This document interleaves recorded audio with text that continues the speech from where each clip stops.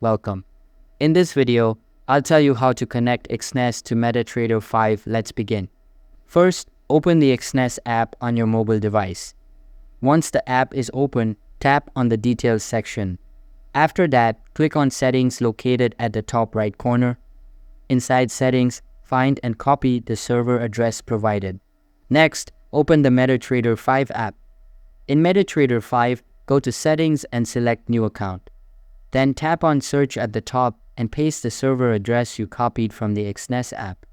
Wait a few seconds for the server to load, and then select Exness Technologies Limited from the list.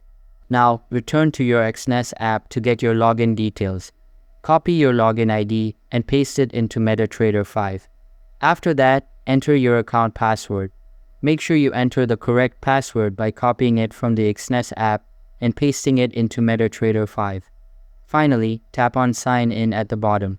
That is all it takes to connect your Exness account to MetaTrader 5. The process is simple and straightforward. Once signed in, you will be able to access your account and start trading immediately. That's it for this video. Thanks for watching.